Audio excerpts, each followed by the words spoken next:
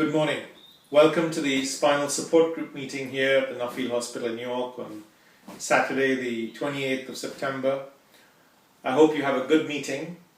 Several of you will be here for the first time.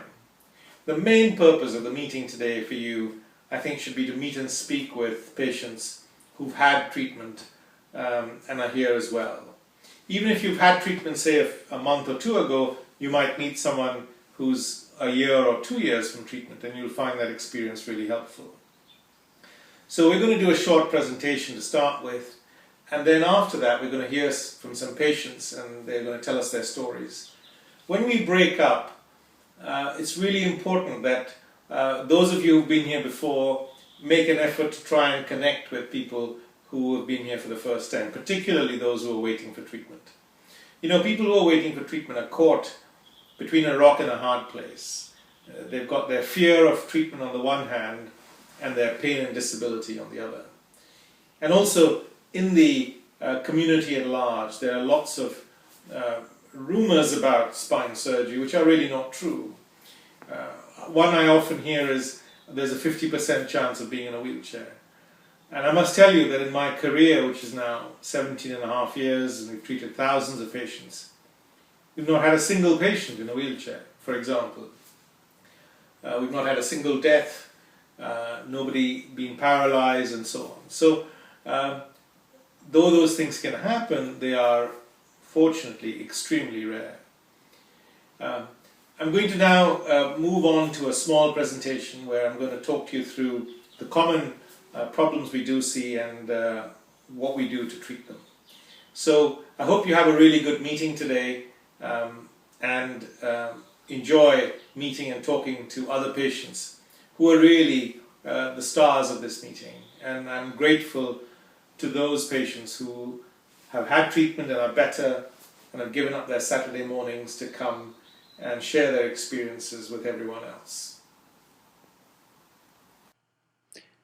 I believe quite passionately that every human being has a right to a life without pain, and I think it should be enshrined as one of the basic rights of human beings. Here's a patient who presented with a disc prolapse in the neck with severe arm pain, and we treated him with an operation called a cervical disc replacement, where we go through the front of the neck, take out the disc and replace it with an artificial one. This is a lady who had 23 years of back pain, and as you can see, she had a single level worn disc in her back. We operated using a technique called a Posterior Lumber Interbody Fusion, or a PLIF, and you can find details of this on our website.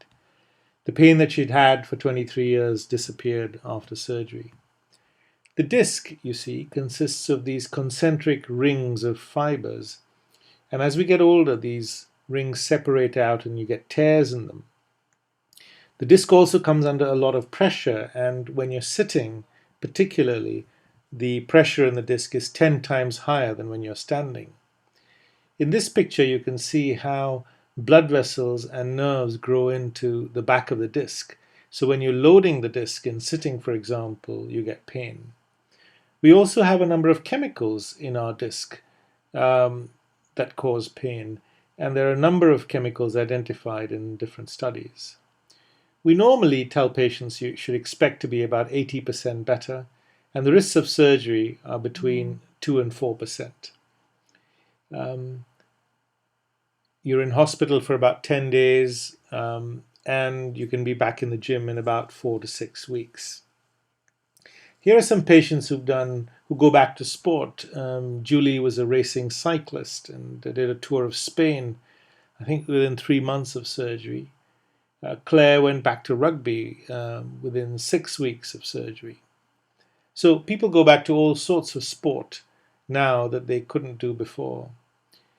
The other problem we see is in the elderly, where the spinal canal is pinched, a condition called spinal stenosis. And this is a lady who'd been in a wheelchair for 16 years. We operated, and now she goes dancing with her husband, and you can see a video of that on our website. I hope you've enjoyed this very brief overview of the common operations we do. And I hope you have a really good meeting today.